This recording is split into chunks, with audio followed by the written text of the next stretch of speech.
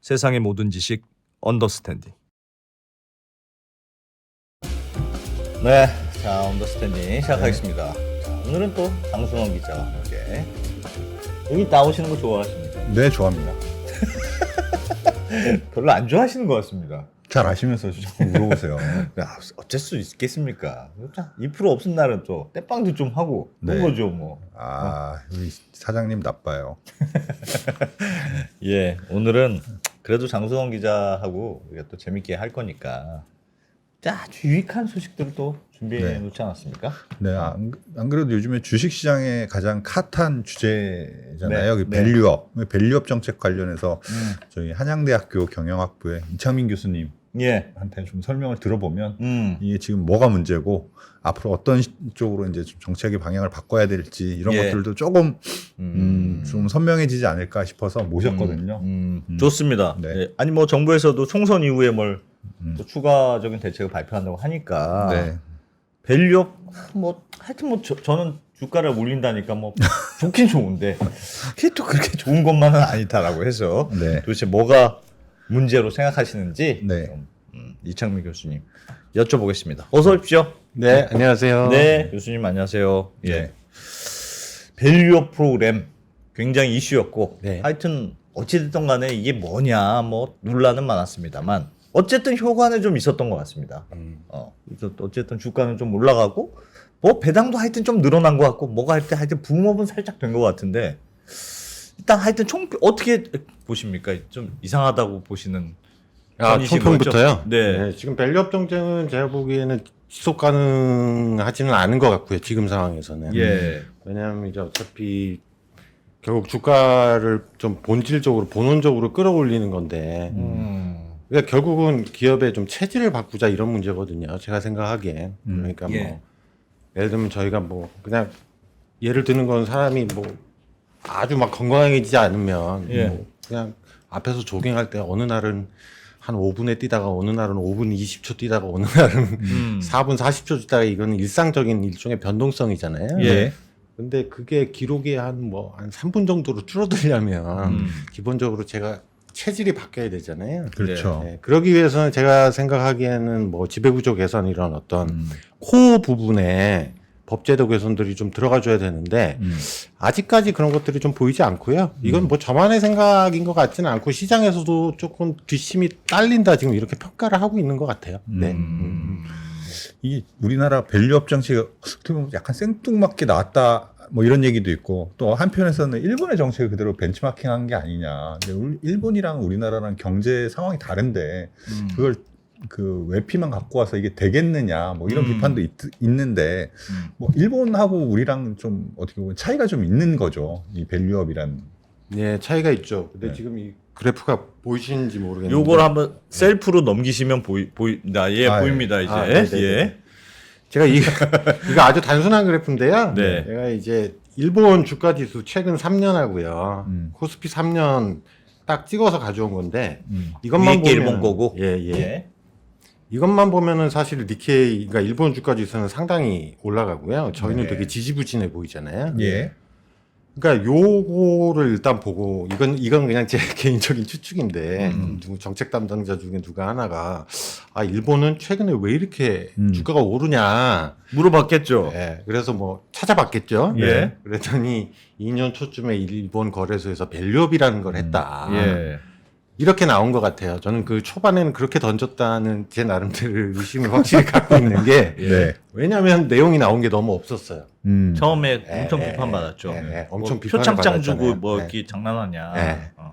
그래서 보시면 그래서 제가 이거는 이제 미국 중앙은행 데이터베이스인데요. 프레드라고 해서 거기서 제가 일본 주가 지수를 1950년대 좀 길게 한번 뽑아보자. 근데 뭐 50년대까지 갈 필요는 없는데 재밌는 거는 제가 빨간 박스 쳐놓은 게 저 때부터 사실은 주가 지수가 드라마틱하게 올라가기 시작하잖아요. 네. 저게 어라운드 2012년입니다. 아. 빨간 박스 쳐놓은 게. 예. 그러니까 실질적으로는 주가 상승의 모멘텀은 저 때부터 생겼다고 보는 게 정확하거든요. 예. 근데 저거는 너무너무 잘 아시지만 아베노믹스잖아요. 네. 네. 아베노믹스에 세 개의 화살이 동시에 들어간 거거든요. 네. 그러니까 하나는 통화정책. 예. 근데 저는 그러니까 일본은 단순한 밸류업 정책만이 아니라 통화 정책의 효과가 상당히 있었다는 의심을 해요. 왜냐하면 너무너무 잘 아시겠지만 일본이 중앙은행이 발권을 해서 네.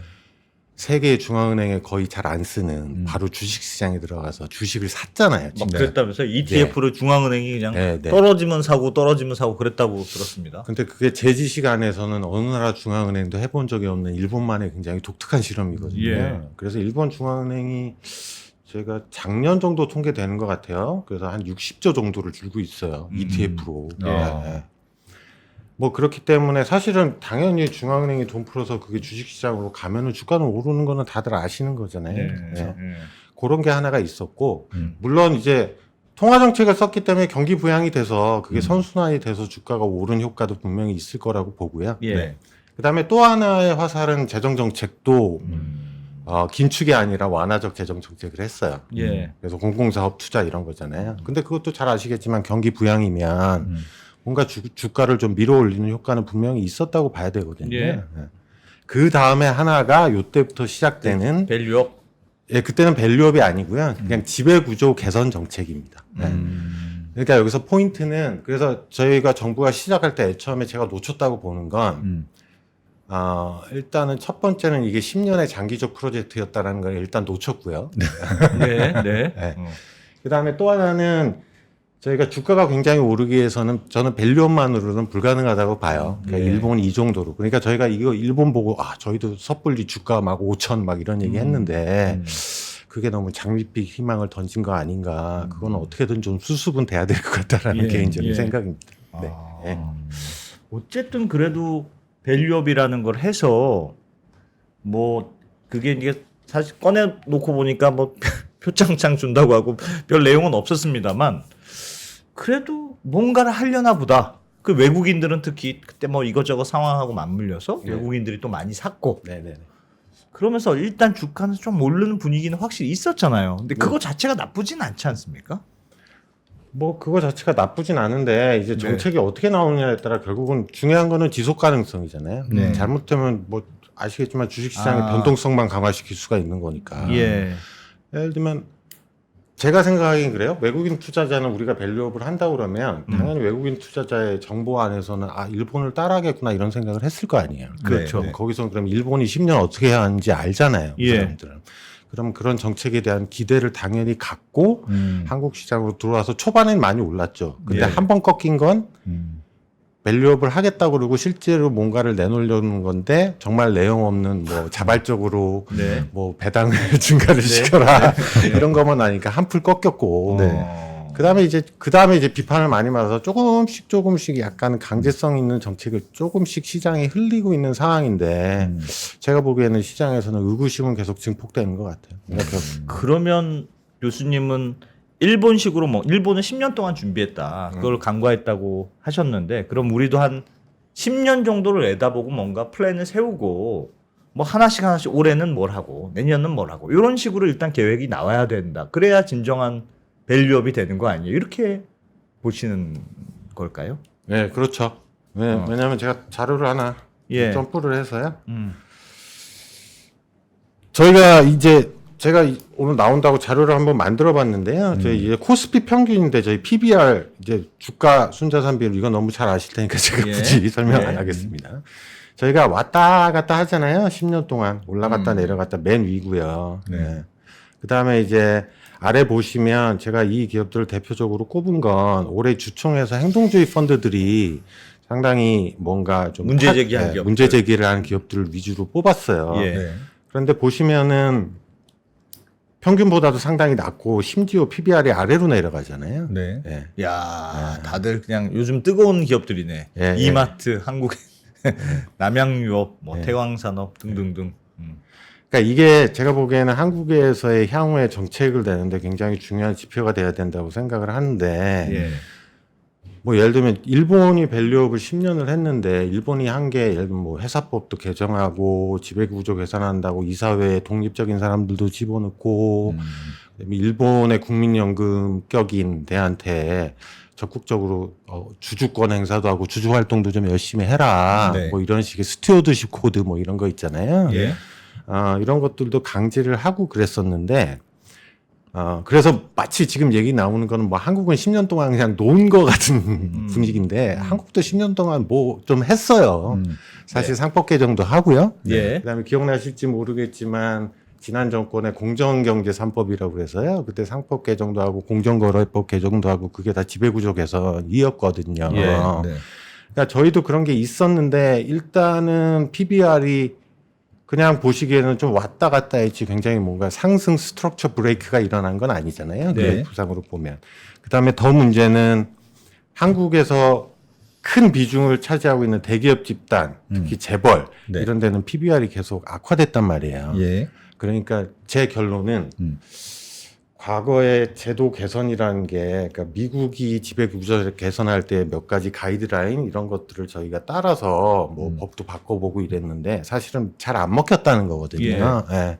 그러니까 이 포인트를 잡아서 향후에는 시장에서 좀 먹힐 거 또는 진짜 재벌의 행동을 바꿀 수 있게 강제할 수 있는 거. 네. 그다음에 또는 뭐 시장의 행동주의 펀드들이 실질적으로 주주권 행사를 위해서 열심히 시장에서 나름 파이팅을 하면서 자기들이 필요하다고 하는 거 이런 아이템을 골라서 그거를 총선 후에 법제도 개선 과제로 좀 내야 된다고 생각을 해요. 좀 구체적으로 한번 말씀해 주시죠. 어떤 게 필요할까요? 구체적으로 일본은 뭐 그런 것들을 했는데 우리는 못 하고 있는 거, 혹은 우리도 이런 거 하면 참 좋겠다. 그럼 뭐가 있을까요? 네, 그래서 이제 뭐 결론 부분인데 글로 점프를 예, 예, 뭐 어차피 이게 중요한 거니까요. 예. 저는 사실은 한국은 일본하고 굉장히 다른 게 언론에서도 이미 지적을 했지만 일본은 생각보다요 이제 소유 구조라고 그래서 저희는 재벌이 있잖아요. 예.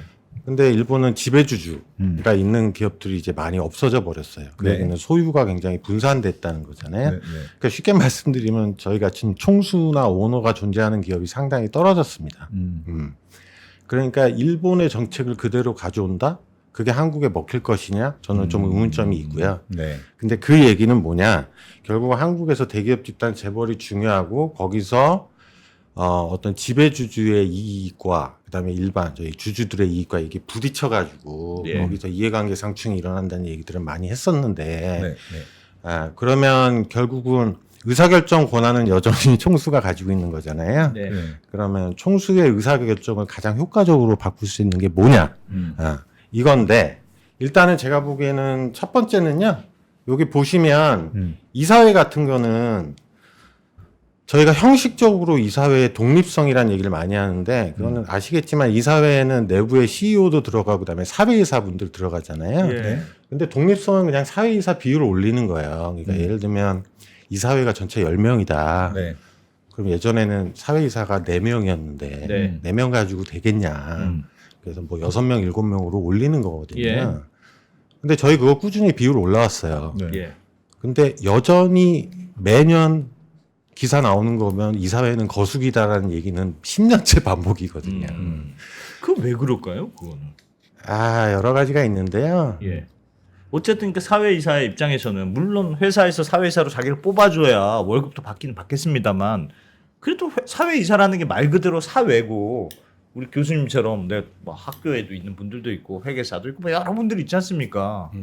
그냥 월급 받으면 좋지만 아니어도 그만인 사람들인데 굳이 거수기를 할 필요는 없지 않습니까? 그래서 이론적으로 사회이사를 늘리면 뭐 다소 우호적인 사람이 사회이사로 들어오긴 하겠으나 그래도 회장님이 마음대로는 못할 것이다. 그런 취지에서 이제 사회이사를 늘린 걸 텐데 네네네. 왜 작동을 잘 안 할까요?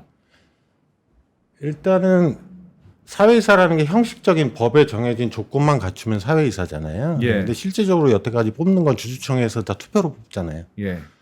근데 저희 한국 기업의 굉장히 강한 특성은 뭐 예를 들면 총수는 지분을 뭐 예를 들면 한 5% 가지고 있다 쳐도 예. 저희 공정거래위원회에서 매년 조사하는 거 보면 내부 지분율이라고 그래서요. 네. 예를 들면 계열사가 갖고 있다거나 네, 네. 그다음에 저 말고라도 거기 특수관계인 많잖아요. 친척들도 맞죠, 많고. 네. 예. 네, 이런 걸로 해가지고 거기서 공정거래에에서 지정한 걸로만 계산해 보면 저희가 이미 50%가 넘어가요. 그럼 표대결에서는 이길 수 없다는 거거든요. 네. 그러면 그냥 형식적으로 조건을 갖춘 사회이사인데 들어와서 그냥 좀 조용히 있을 사람 이런 거 뽑는 거는 그렇게 힘들지 않고요. 힘든 게 아니고. 그다음에 두 번째는 제가 느끼기에는 뭐 약간 제 피디님 얼굴에 화면 잠깐 계속 띄워주세요. 예. 예, 말씀하세요. 네, 두 번째는 제 얼굴에 좀 치 뱉는 것 같지만 사실은 사회이사에 이제 교수나 또는 이제 전직 관료들 많이 들어가 있는데요. 네. 약간 저희는 이사회라는 게 경영진을 들어가서 경영진이 이상한 짓을 못하게 견제를 해야 한다. 이런 생각들이 별로 없으신 것 같아요. 예. 예. 그러니까 이제 제가 여기서 얘기한 거는 여기서 감사위원 제도, 감사위원이라는 게 사실 이사회에서 가장 핵심적인 건데 네. 여기에 지금 한 명은 저희가 분리선출이라고 그래서요. 지배주주의 의결권을 제한을 해요. 그러니까 아까 50% 그냥 그 투표권 인정해주면 지배주주가 원하는 사람 다 들어오는 거잖아요. 그렇죠. 그러니까 그거를 의결권을 제한을 한다는 거는 예를 들면 행동주의 펀드가 이분이 들어가면 정말 주주의 이익을 대표해서 이사회에서 뭔가를 할 수 있을 것 같다. 이런 부분을 주총에서 표대결로 해서 뽑는데 도움이 되는 거거든요. 왜냐하면 지배주주의 의결권을 제한을 하는데 요거가 지금은 한 명인데 이거를 감사위원 전원으로 확대하면 어떨까. 그리고 제가 이 얘기를 하는 건 제가 아까 계속해서 말씀을 드린 게 이 감사위원 분리선출 제도 시행되고 나서 제가 행동주의 펀드 분들하고 얘기를 좀 해보면 네. 실질적으로 자기들이 뭔가 자기들도 지배구조 개선을 하고 싶잖아요. 예. 근데 표대결만 가면 다 진다는 거예요. 그렇겠죠. 네. 근데 그나마 유일하게 좀 성과가 있었다라고 자평을 하시는 게 이 분리선출이거든요. 그러니까 뭔가 되는 거를 전 더 밀어야 된다고 생각을 해요. 안 되는 그냥 형식적인 제도 개선 이런 건 제가 보기엔 그냥 공연불이고요. 네. 그러니까 다른 뭐 지금 있는 사회이사나 이런 분들도 아예 이제 주총에서 선임해서 분리선출하. 예, 분리선출해서 이제 지배주주의 일종의 보팅 파워, 투표 권한을 조금 줄이고요. 네. 그냥 소위 말해서 뭔가 좀 지배구조를 바꿔보려는 기관 투자자나 펀드들의 보이스 파워를 좀 늘려주는 거죠. 저게 그러니까 그런 거죠. 지배주주는 표 빼고 나머지만 계산해 보는 그런 네, 방식인 저희가 거죠. 뭐 지배주주는 뭐 3%까지만 인정해주고 예. 예를 들면 제가 50% 가지고 있으면 투표 50%잖아요. 네. 그렇죠. 그거를 그냥 3%로 제한하고 네, 뭐 이렇게 하는 겁니다. 나머지들만 가지고 주로 네, 네. 계산해 보자. 네, 네. 저거 하는데 엄청난 저항이 있을 것 같은데. 그래서 제가 그 말씀도 드리는데 제가 이런 얘기하면 예. 이게 참 애매한데 제가 공정경제 3법 네. 할 때 네. 제가 꽤 많이 그때 신문에다가도 기고도 하고 예. 그다음에 돌아가는 얘기도 듣고 그랬었는데 그때 재계에서 제일 싫어했던 게 이거예요. 저 감사제도 저거 한 명 가지고도 난리였습니다. 네. 그러니까 지배주주 입장에서 제일 싫어했다는 거잖아요. 예. 근데 저는 진짜 현실적인 접근이에요. 그러니까 어차피 지배주주와 일반 주주의 이해관계가 상충되는 거라면 네. 예, 일반 주주와 지배주주가 경쟁은 피할 수가 없거든요. 네. 네. 그렇잖아요. 서로 원하는 게 다르잖아요. 예, 예. 그렇기 때문에 그런 것들을 좀 효과적으로 경쟁을 할 수 있게 해주는 거. 그다음에 이게 제가 그때 이걸 왜 싫어할까 가만히 생각을 해보면 네. 그래도 이사회에 누가 한 명이 들어와서 자꾸 이렇게 딴 얘기하고 예. 이러는 게 불편하다는 거잖아요. 그렇죠. 불편하죠. 예, 예. 불편하다는 거는 뭔가 불편해야 바뀌거든요.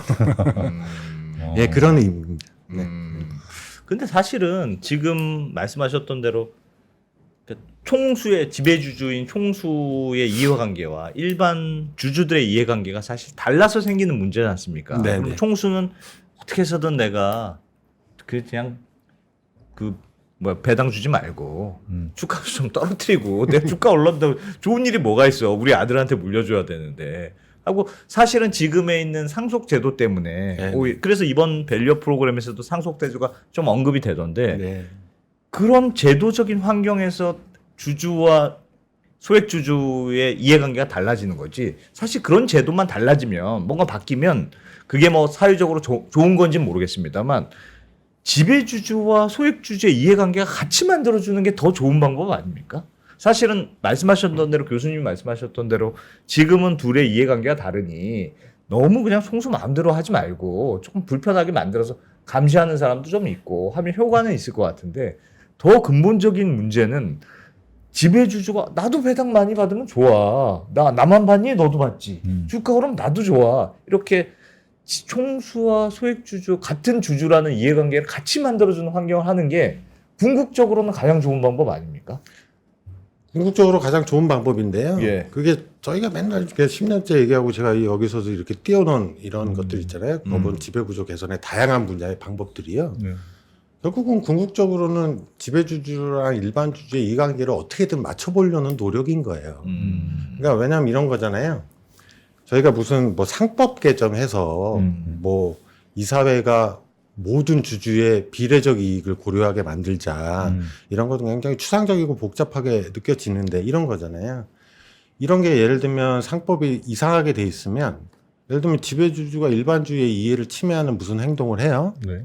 예. 근데 결국은 법적 분쟁이 붙잖아요. 네. 근데 법적 분쟁이 가서 법원에서 예를 들면 이거는 지배주주가 일반 주주의 이해를 침해한 거야. 이렇게 판결을 해서 예. 하면은 그거는 지배주주 입장에는 겁이 나는 문제잖아요. 예. 그러니까 그거는 제가 사익 추구를 할 때에 어려운 말로 하면 비용을 높이는 거잖아요. 아하. 예. 예. 그러니까 그게 결국 인센티브 바꾸는 거거든요. 예.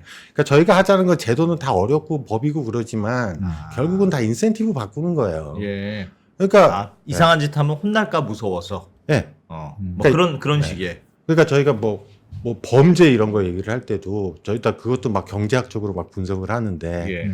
범죄의 이득이 크냐, 범죄의 비용이 크냐에 따라 예. 이득이 크면 범죄를 하고 비용이 크면 범죄를 안 하는 거잖아요. 것이다. 근데 지금의 한국의 법제도 상황은 사익 추구의 이득은 크고 예를 들면 예. 사익 추구의 비용, 예를 들면 법원 가서 엄격한 판결을 받는다든가 이런 거는 좀 약하고 그러니까 이런 거를 강화해서 맞춰보자는 거죠.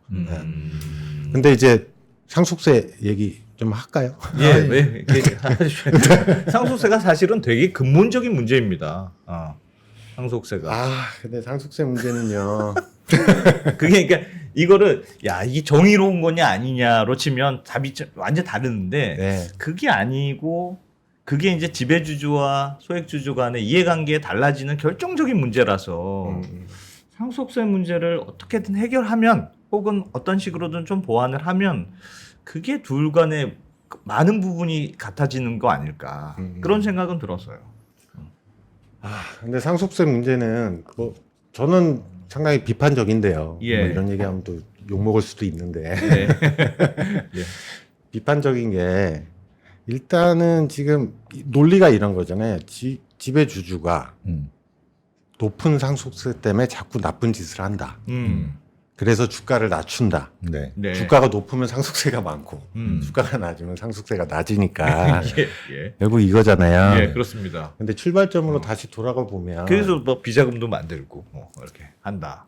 근데 그것도 일종의 조세 회피잖아요. 예. 네. 근데 조세 회피인데 그거를 해결하기 위해서 조세를 회피하고 있는데 조세를 깎아준다? 네. 그게 올바르냐? 네. 뭐 근데 이제 그러면 자꾸 공정의 문제로 가는 거 아니냐고 그러시는데 예. 저는 조세 문제는 공정의 이슈는 조세 체계에서는 굉장히 중요하다고 생각을 하고요. 네. 그다음에 두 번째는 그러면 이론적으로 볼 때 그러면 상속세를 통해서 지배주주의 사익 추구를 막으려면 상속세를 빵까지 가야 되는데 제로까지 가야 되잖아요. 네. 어찌됐든 뭐라도 있으면 네. 그거는 계속 주가 낮추는 예. 거거든요. 그럼 상속세를 빵으로 만들 거냐? 이거는 조세 체계 완전 전면 개편의 문제랑 맞물려서 논의가 돼야 돼요. 제가 생각하기에 그렇고 예. 제가 마지막으로 말씀을 드리고 싶은 건 이게 마치 모든 문제의 근원이 지금 고상속세인 것처럼 돼 있는데 그럼 상속의 이슈가 없는 다른 나라에서는 지배주주 뭐 최고 경영진 예. 또는 지배주주의 사익 추구가 안 나타나냐? 그렇지는 않습니다. 네. 물론 알겠습니다.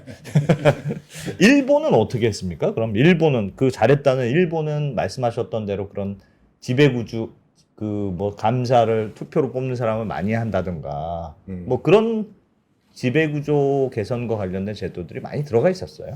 예, 일본은 근데 사실은 일본은 조금 독특한 게요. 제가 보기에는 일본이 지배구조가 진짜 많이 안 좋았어요. 예. 지배구조가 많이 안 좋았기 때문에 우리나라보다도요? 예. 한참 한 10년 전으로 거기도 가시면 다 재벌이었죠, 뭐 예전에. 네. 그렇기 때문에 사실은 밸류업 프로그램 10년 동안 한 거 보시면 네. 뭐 예를 들면 이사회의 3분의 1을 사회이사 또는 독립이사로 해야 된다는 회사법 개정. 예. 그다음에 국민연금이 적극적으로 주주권 행사하게 예를 들면 행동주의 펀드 같이 니들이 열심히 좀 해라. 기업 가치 개선을 위해서. 그래서 스튜어드십 코드 도입 이런 것들이 들어온 건데 네. 그러니까 제 생각에 제가 한국과를 비교를 했을 때는 일본은 워낙 베이스가 낮았기 때문에 예. 그런 조그마한 지역 지배 구조 개선이 이렇게 좀 뭐랄까요 마지널 이펙트라고 그러잖아요. 예. 한계 효과 또는 시장에 주는 지배 구조 개선의 어떤 시그널 효과가 좀 더 큰 게 아니었나 저는 그렇게 생각을 해요. 그러니까 지배 구조 개선은 분명히 있었는데 예. 한국과 비교해서 뭐 일본이 뭐 대단한 예를 들면 뭔가 개선을 했던 거는 제가 생각하기에는 아닌 것 같다. 그렇기 때문에 저는 약간 더 주가가 이렇게까지 빠르게 상승한 데는 다른 거시 정책의 효과도 상당히 고려를 해야 된다라는 쪽입니다. 네. 일본 같은 경우에 통화 정책이나 뭐 네, 네, 이런 네, 것들이 네, 주가를 끌어올리는 데 네, 더 큰 네. 영향을 줬다. 네. 그것도 같이 고려를 해야 된다. 그러니까 교수님이 하시고 싶은 말씀은 이런 거죠. 그러니까 그 밸류업 프로그램 좋은데 밸류업이 되려면 기본적으로 기업이 좋아져야 밸류업이 되는 거 아니냐. 네, 네, 근데 네. 기업이 좋아지는 게 우리 같이 저렇게 좀 나쁘게 엉망진창 지배 구조에서 이게 되겠느냐. 그런 말씀이신 거죠, 지금? 네, 네, 맞습니다. 뭐가 제일 필요할까요? 아까 전에 몇 가지 말씀해 주셨는데 또 좀 더 의견 주십시오, 그러면. 이사회, 뭐 감사위원 제도, 뭐 그것도 필요할 것 같고, 또 어떤 게 좀 결정적인 거 없을까요? 이게 다 보니까. 근데 저희가 결정적인 건 없어요. 그러니까 저는 자잘한 거 모아서 해야 된다 입장입니다. 그러니까 저는 규율이라는 거는요, 한방 규율은 없어요. 예. 그러니까 제가 그래서 상속세도 조금 부정적으로 보는 이유도 저희 한국의 과거의 패턴상 그리고 저의 감상 예. 그러니까 작은 규율을 가지고 이렇게 금을 만들어야 돼요. 예. 그러니까 빠져나갈 틈을 없애는 게 중요한 것 같아요. 제가 네, 보기에는. 네. 그렇기 때문에 아까 말씀드린 뭐 분리 선출이나 저희 그리고 최근에 이제 논의가 조금 이제 되기 시작할 텐데 저희는 임원 보수 문제도 조금 보충이 필요하다고 봅니다. 왜냐하면 이게 지배 구조가 안 좋으면은 전형적으로 나타나는 현상은 지배주주 또는 CEO들이 과도하게 보수를 높인다거나 또는 과도하게 주식 보상을 많이 가져가면서 예. 그러니까 그게 다 기업의 비용이잖아요. 예. 비용도 되고 그다음에 뭐 자꾸 공정에 얘기해서 죄송하지만 사회적 위화감도 형성이 되고요. 항상 형성됩니다. 네. 그렇기 때문에 보수 정책은 저희가 지금 주주총회에서는 보수 정책에 관해서 예를 들면 CEO한테 대해서 보수를 어떻게 주고 주식 보상은 어떻게 하고 이거 주주총회에서 전혀 논의 안 되거든요. 네. 이거를 저희 맨날 얘기하는 영국식의 어떤 세이온페이라고 있어요. 주주총회에서 그거를 이제 주주총회에서 투표로 주주들이 뭐 그런 제도도 필요하고요. 네. 그다음에 저는 시장 활성화하는데 그러니까 뭐 아주 센 규율 말고 이제 시장 쪽의 규율은 저희가 주주 대표 소송 있잖아요. 네. 그러니까 경영진이나 지배주주가 뭔가 사익 추구를 했다. 그래서 네. 주가를 낮췄다. 또는 회사의 기업 가치에 뭔가 부정적인 영향을 끼친 행동을 했다. 그러면 이건 주주 대표 소송은 민사 소송이잖아요. 이건 형사가 아니니까 뭐 감옥 보내는 거 아니고요. 근데 이게 굉장히 활성화가 되면 제가 보기엔 지배주주들의 행동을 바꾸는데 굉장히 효과적일 거라고 저는 생각을 합니다. 그래서 이거는 필요하고요.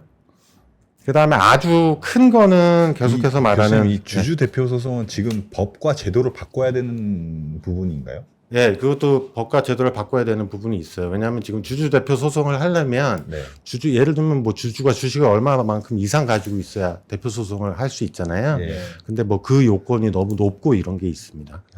현재는 가능은 한데 요건이 까다로운. 요건이 매우 까다롭죠. 그러니까 미국이 주주 대표 소송의 거의 천국이라고 불리잖아요. 네. 그리고 제가 보기엔 미국이 지배구조 선진국이 된 데는 네. 미국 CEO들이 저희 지배주주보다 착해서 그런 게 아니고요. 제가 보기엔 민사소송 시장의 역할이 저는 제일 컸다고 봐요. 네. 왜냐하면 뭔가 잘못하면 어마어마한 금액의 소송이 들어와 버리니까 그건 진짜 두렵잖아요. 그렇죠. 네.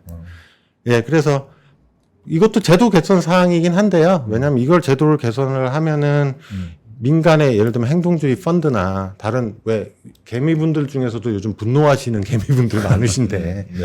이런 분들도 뭔가 문제 제기를 할 수 있는 통로가 예, 생기시는 예, 거니까 예. 그런 의미에서도 중요하고요.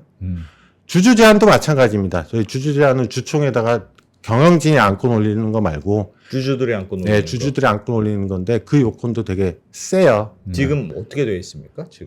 제가 그거 기업 규모마다 다르고 뭐 이래서 그래요? 네. 저도 정확히 기억은 못 하겠습니다만 주식 보유 뭐 비율도 높아야 되고 그다음에 주식을 좀 오래 가지고 있어야 되고 예. 뭐 이렇거든요. 예, 그런 것들을 좀 낮추는 게 중요할 것 같습니다. 음.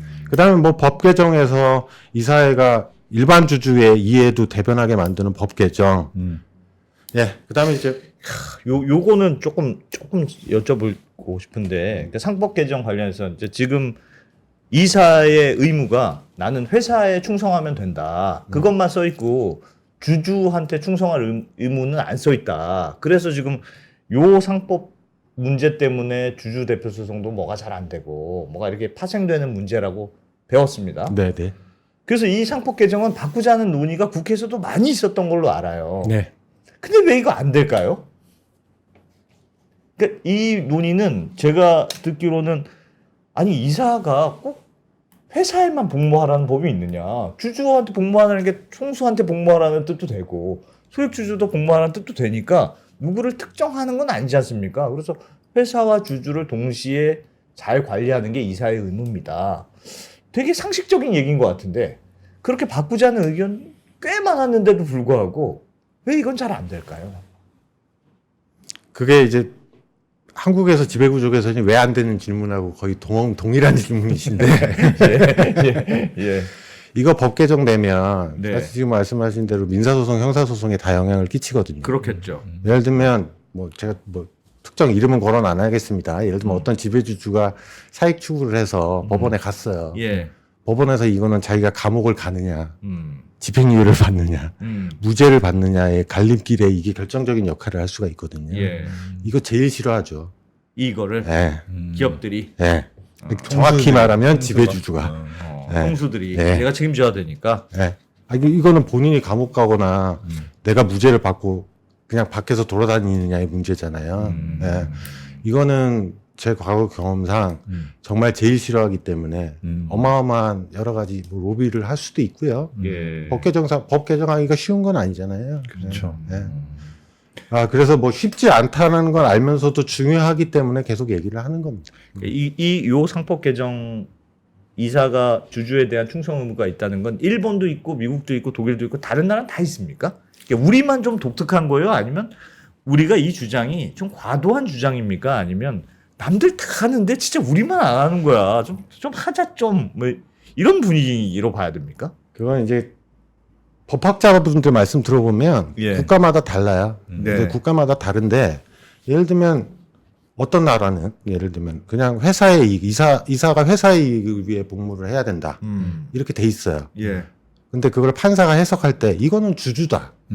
회사가 곧 주주다? 네. 예. 이렇게 해석해서 판례를 계속 남기면 그거는 그냥 명시적으로 법규적으로 그렇게 돼 있지만 판례 중심 국가면 당연히 이건 너무 당연하게 되잖아요. 예. 그러니까 그런 나라에서는 바꿀 필요가 없는 거죠.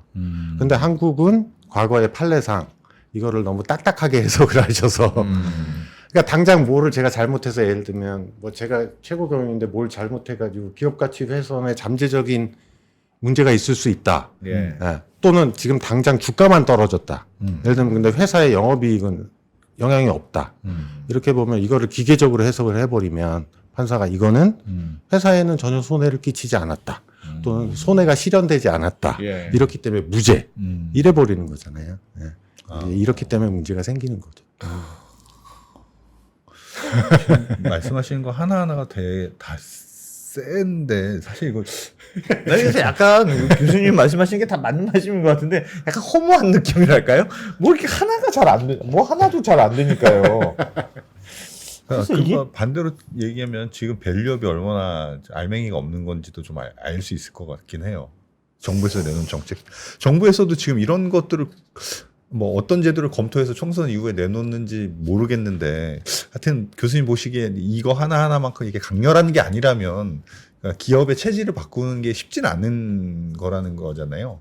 네, 저는 뭐 쉽지는 않다고 봐요. 그리고 제가 보기에는 지금대로 가면 네, 제 예측은 네. 배당률 조금 올라가는 거거든요. 네, 네. 근데 하여튼 뭐라도 하긴 해야 되니까 공시는 공시해야 하라고 되잖아요. 했어요. 예. 제가 예측하는 건 배당률 조금 오르고요. 네. 어떻게 올릴 거냐면 그것도 기업 상황마다 배당률을 각자에 맞춰서 올리는 게 아니라 예. 예를 들면 옆에 은행이 지금 20%인데 40% 올렸어. 음. 그럼 거기에 맞춰서 일괄적으로, 예, 일괄적으로. 눈치 보기. 네, 그게 저희 과거의 배당률 증가의 패턴이에요. 한국의 10년에. 예. 예. 이제 그 정도로 싹 다 맞출 거고요. 네. 그다음에 또 하나는 현금 배당과 동일한 게 자사주 매입이잖아요. 예. 근데 저는 자사주 매입은 하되 소각은 안 할 겁니다. 이제 그런 식으로 가지 않을까.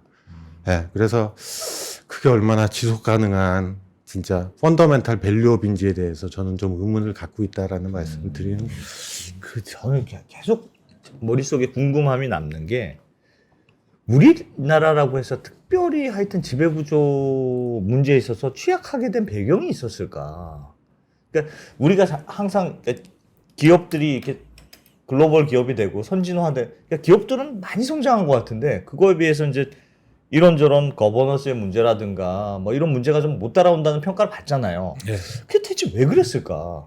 혹은 반대로 생각하면 불가피하게 이걸 좀 제한하고 기업이 그냥 쭉쭉 성장하는 걸 위해서 얘를 포기해서 그런 건지 아니면 한국적인 좀 특성이 있었던 건지 그걸 어떻게 보십니까? 왜 우리는 이런 것들이 잘 안 될까요? 그러니까 우리는 안 돼 그냥 이런 게 아니고 우리만 좀 안 될 만한 특별한 사정이 혹시 있었던 건 아닐까? 근데 그거는 저희가 왜 이제 소위 말하는 대기업 집단 재벌의 이런 복잡한 예. 지배구조가 만들어졌냐의 문제잖아요. 근데 성장하는 단계에서는 지금 말씀하신 대로 1970년대, 80년대 네. 그때는 그 나름대로의 만들어지게 되는 정당성 또는 불가피한 사정이 있었던 것 같아요. 예. 그러니까 예를 들면 뭐 아시겠지만 저희 뭐 계열사끼리 서로 주식 갖고 있고 막 이게 문제인 거잖아요. 근데 당시에는 저희 자본시장이 없었잖아요. 예를 들면. 예. 그러니까 제가 예를 들면 쌀가게로 시작했어요. 제가 전자산업을 하고 싶어. 그러면 돈을 빌려와야 되잖아요. 예. 근데 자본시장이 없으니까 오케이 일단 쌀가게에서 내가 벌어놓은 거 가지고 출자. 예. 근데 그런 정당성은 있었는데 이제 이게 너무 복잡해져 버리니까 두 가지죠. 너무 복잡해 버린 지배 구조를 그 다음부터 바꿔보려니까 이게 너무 어렵고 법도 바꿔야 되고 비용도 많이 들고 뭐 이렇기 때문에 험난해서 그런 거가 하나가 있고요. 예. 그 다음에 저는 대기업 집단이 너무 커져서 그래요. 그러니까 그 얘기는 대기업 집단의 정치 경제적 파워가 너무 세져 있습니다. 사실. 예. 예. 그것 때문에 입법도 되게 힘들고요. 이 두 가지 이유가 동시에 작용하는 게 아닌가 싶습니다. 그러면 반대로 비슷한 질문인데 반대로 여쭤보면 교수님이 말씀하신 오늘 이런 정책들이 다 도입이 됐어요. 그럼 부작용은 없겠습니까? 이제 부작용 말씀하시는 게 재계에서는 네. 예를 들면 제가 아까 말한 대로 예를 들면 감사위원을 다 네. 분리선출로 뽑자. 예. 그럼 재계에서 하는 게 그럼 감사위원 예를 들면 5명? 그거를 일반 주주의 파워로 다 뽑아? 네. 그럼 그렇게 들어와서 이사에 장악한 다음에 내 회사 뺏어가는 거 아니야? 무슨 기업이 포퓰리즘이야? 뭐 투표로 하는 거야? 뭐 이런 얘기 나오겠죠. 그러니까 경영권이 예. 막 흔들린다. 예. 결국 제가 보기엔 그거 하나거든요. 그러니까 재계에서 하라는 논리도 그거잖아요. 예. 예. 근데 사실은 그것도 이제 어디서부터 얘기를 해야 되는지 모르겠는데 예. 일단 첫 번째는요. 저희는 그게 소위 말해서 내 기업을 그냥 적대적으로 뺏어간다는 거잖아요. 적대적인 혹시나 네, 적대적인 인수합병이잖아요. 예. 그냥 제가 일단 그냥 하나만 얘기해드리면 인수합병 또는 적대적 인수합병이 굉장히 활성화됐다는 미국에서요. 네. 2009년부터 제가 16년까지 미국 데이터베이스로 오늘 제가 보면서 통계를 한번 내봤는데 예. 인수합병 중에 적대적 인수합병은 0.2%입니다. 그 얘기는 뭐냐? 적대적 인수합병이 무슨 땅따먹이처럼 그렇게 되는 게 아니라는 거예요. 그게 쉬운 일이 아니다. 그리고 상장 기업을 예를 들면 현대자동차를 적대적 인수합병 하는 게 저희가 그게 무슨 네. 이렇게 블루마블도 아니고 예. 그가 미국도 안 되잖아요. 그렇기 때문에 그리고 두 번째 예. 저희는 그거 걱정하실 때가 아닌 것 같아요. 왜냐하면 제가 아까 말씀드렸잖아요. 주주총회에서 이미 내부 지분율 이건 다 내표야? 이게 이미 50%가 넘어가요. 예. 상장 기업이 내표가 50%가 넘어가는 건 어마어마한 겁니다. 사실은. 예를 보세요. 미국 파운더들 회사. 예. 예를 들면 주커버그 그다음에 제프 베이조스인가요? 아마존. 예. 물론 거기도 뭐 다른 방법 좀 있지만 제가 그냥 한 지분율만 보면 10%예요. 네. 근데 저희가 그냥 일반적으로 학계에서는 어떻게 얘기하냐면 상장 큰 기업은 지배주주가 자기가 한 10에서 15 정도만 있어도 안정적인 거예요. 예. 왜냐하면 소유 구조가 되게 분산돼 있잖아요. 이게 네. 무슨 비상장 기업이 아니잖아요. 예. 예, 그렇기 때문에 그리고 저희 뭐 이런 여러 가지 그런 등등등. 네, 등등등 이미 충분히 안정적이고도 남습니다. 예. 지금은 너무 효율적이야. 지금 구조는 너무 효율적이다. 그러니까 예를 들면 뭐 사회이사가 적거나 총수가 마음대로 할 수 있으면 그게 마음대로 한다는 단점이 있지만 뭔가 의사결정이 빠르고 하여튼 효율적으로 된다는 장점도 있을 거 아닙니까? 뭐 하나 결정하려면 그냥 맨날 토론하다가 세월 다 갔다. 그럴 수도 있으니까 현실적으로. 네네네네. 그런 문제는 있을 수는 있을 것 같은데 지금 너무 과하다. 교수님 보시기에. 네. 충분하다. 충분해. 경영권 방어는 충분한 거고요. 예. 그다음에 이제 애초에 저희는 개념이 꼬였어요. 저희는 그 한국은. 꼬였다는 게 무슨 말씀이에요? 개념이 꼬였다는 게 왜 경영권 방어라는 게 굉장히 중요하다고 생각하잖아요. 네. 근데 원래는 보면 지배구조의 저희 미국 같은 케이스나 예를 들면 연구들 거기서는 경영권은 경쟁입니다. 예. 아 그렇죠. 내가 잘하는 걸 계속 입증해야 되고. 예. 경영권은 경쟁이고요. 가만히 생각을 해보시면 제가 맨날 와서 뭐 지배구조 얘기하고 뭐 사실 지배주주가 딴짓 못하고 열심히 하게 되고 이러는 건데 결국 실제적으로 시장에서 일해보시면 다 알잖아요. 가장 열심히 할 때는 언젠가요? 예. 자리가 걸렸을 때. 경쟁 압력을 받을 때예요. 제가 못하면 예. 난 잘려. 난 내가 잘려. 주가가 저평가가 되면 예. 누군가가 들어와서 아. 야 너 CEO에서 내려와. 이런 압력이 있을 때 제일 열심히 해요. 그렇죠. 그리고 그게 1980년대의 미국입니다. 1980년대 미국도 제가 찾아보니까 한국하고 별로 안 달랐더라고요. 예. 지배구조. 예. 근데 지배구조 확 개선되기 시작한 게 80년대 초반인데 어. 그거를 추동했던 게 인수합병 시장 활성화되면서부터요. 아. 특히 사모펀드들. 아. 네. 뭐 KKR 뭐 이런 데 있잖아요. 예. 네. 이런 데들 주가 저평가돼 있어? 또 내려와라. 밀어붙이기 시작하면서. 예. 그렇습니다. 그러면 좀 우리도 지금 당장 할 수 있는 거는 뭐 말씀하신 제도 개선과 함께 그런 M&A가 좀 활성화될 수 있도록 좀 플레이어들이 놀 수 있는 환경을 좀 만들어 주는 것도 꽤 괜찮은 밸류업 정책이 될 수도 있겠네요. 저는 인수합병 시장은 사모펀드 중심으로 물론 부작용은 당연히 있겠지만 예. 활성화되는 거는 나쁘지 않아요. 그리고 그걸 보여준 게 남양유업이잖아요. 제가 오늘 그래프는 가져왔는데 볼 시간은 없는데 네. 네. 보여주십시오. 괜찮습니다. 네. 남양유업 한때 많이 떨어졌죠. 예. 네, 화면 잠깐 보여주세요. 저희도 여러 번 다뤘습니다. 남양유업. 저희 남양유업인데요. 네. 이거 보시면 저때 제가 빨간색으로 저때 정점을 찍었던 때가 사모펀드에 매각됐을 때예요. 그러니까 저희 근데 대기업 집단 또는 재벌에서요. 네. 자기 기업을 저렇게 사모펀드의 통으로 그것도 주력 기업을 넘기는 경우가 사례가 그렇게 많지 않거든요. 예. 생각을 해보시면. 근데 저때 주가 어마어마하게 뛰었잖아요. 보세요. 근데 그 다음에 왜 떨어졌냐면 안 판다고 다시 그래요. 다시 그랬잖아요. 예. 다시 떨어지잖아요. 예. 근데 제가 이 그래프를 왜 가져왔냐면 저희 맨날 밸류업 얘기하는데 네. 밸류업이 되려면 주가 움직임을 보시면 이렇게 왔다 갔다 하는 건 밸류업이 아니잖아요. 한번 이렇게 스트럭 구조 쪽에 브레이크가 있어서 뭔가 점프가 돼야 되잖아요. 네. 보세요. 남양유업 지금 점프했잖아요. 네. 그때 만약에 경영권 문제가 안 붙었으면 주가 어떻게 갔을까요? 그럼 저거는 일종의 한 번에 점프가 돼서 트렌드, 그러니까 약간의 구조적 브레이크가 생긴다고 봐야 되거든요. 예. 예. 근데 그거 제가 보여드릴게. 보이세요? SM입니다. 사실은.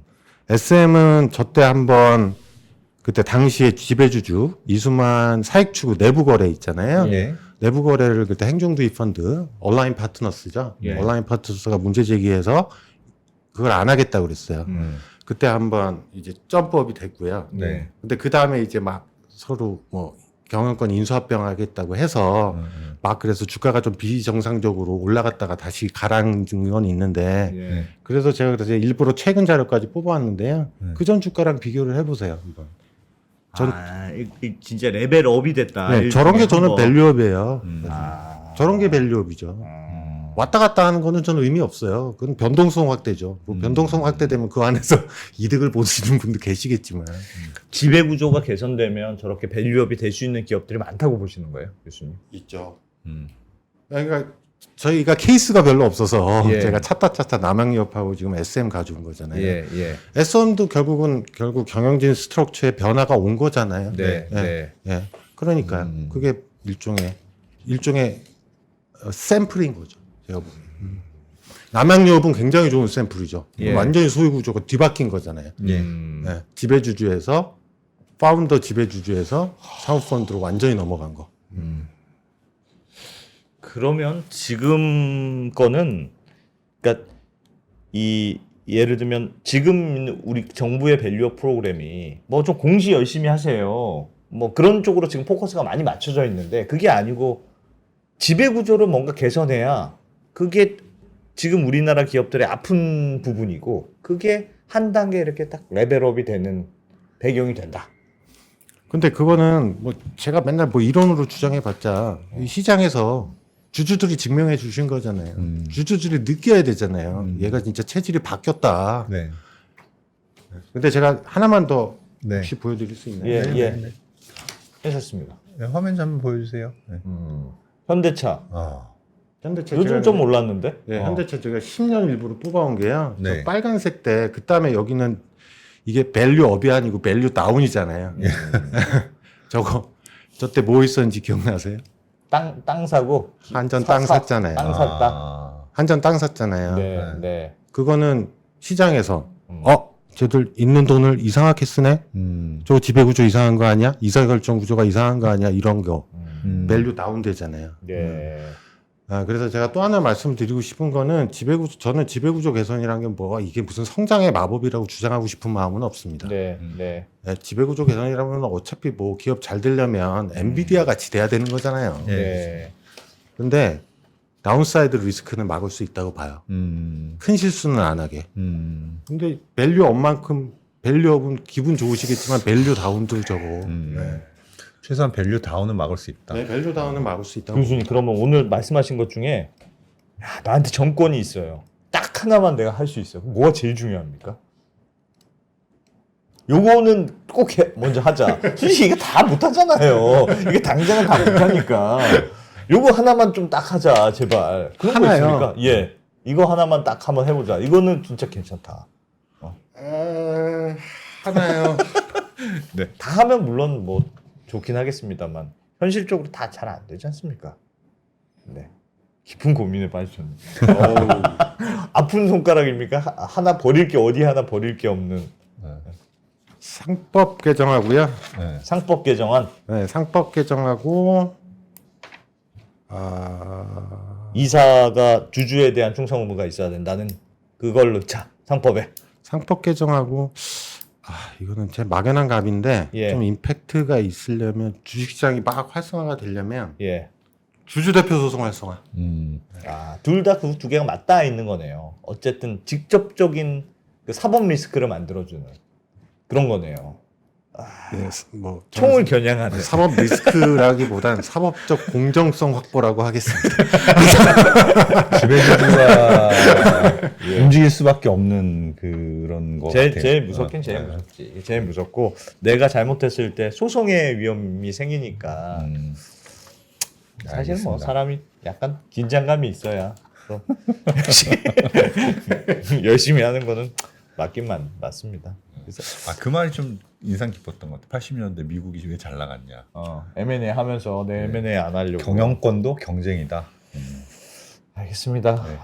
조금 이번에 그 밸류 프로그램 추가로 하여튼 또 나온다고 하니까 교수님 또 보시고 또 추가로 또 설명 좀 해주시고 또 따뜻하게 지적도 따끔하게 해주시고 네. 뭐 그렇게 자꾸 옆에서 잔소리하는 사람이 있어야 또 좀 바뀌는 거 아니겠습니까? 네, 뭐 잔소리하는 사람입니다. 교수님 말씀 잘 들었습니다. 고맙습니다. 네, 감사합니다.